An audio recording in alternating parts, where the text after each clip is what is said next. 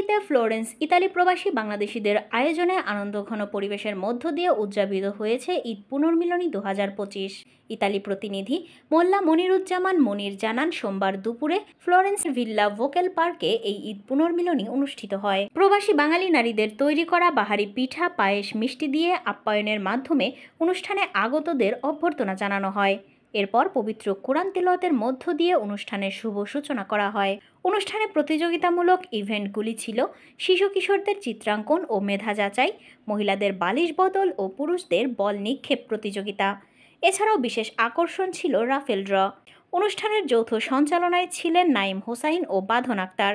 সার্বিক পরিচালনায় ছিলেন সুমন হোসেন, মিলন রহমান, আমির হোসেন, শেখ সেলিম, বাবর মিয়া ও আক্তার হোসেন। এ সময় বক্তব্য রাখেন বিশিষ্ট ব্যবসায়ী শেখ সেলিম, কমিউনিটি ব্যক্তিত্ব আমির হোসেন এবং অঞ্জনা আক্তার। পরিশেষে পুরস্কার বিতরণ ও রাতের খাবারের মধ্য দিয়ে অনুষ্ঠানের পরিসমাপ্তি ঘোষণা করা হয়। কিছুই নাই, তবে সবাইকে অসংখ্য ধন্যবাদ যে আমাদের এই ঈদ অনুষ্ঠানে সবাই উপস্থিত হয়ে আমাদের অনুষ্ঠানটিকে অত্যন্ত সাফল্যমণ্ডিত করে তুলছেন। সময় সংক্ষিপ্ত, যাই হোক সবাই অনেক আনন্দ ফুর্তি করছে। আমরা একসঙ্গে আবারও আমরা আগামীতে আরো বড় পরিসরে আনন্দ ফুর্তি করবো এবং প্রোগ্রাম করব, সেই আশাই করতেছি এবং সবাই সাহায্য সহযোগিতা করবে ইনশাল্লাহ। সবাই ভালো থাকবেন, আল্লাহ হাফেজ। আজকে বাংলাদেশ আয়োজিত এই পুনর্মিলনী অনুষ্ঠানে আসতে পেরে যারা অনুষ্ঠানটি অর্গানাইজ করছে তাদের সবাইকে আন্তরিক ধন্যবাদ জানাচ্ছি এবং সবাইকে ঈদ মোবারক জানাচ্ছি। আসসালামু আলাইকুম।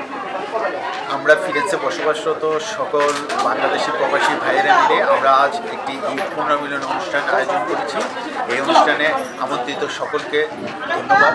সকলে আমাদের জন্য দোয়া করবেন, আমরা যেন ভবিষ্যতে একত্রিত হয়ে আরও সুন্দর সুন্দর উপহার দিতে পারি। সকলকে ধন্যবাদ।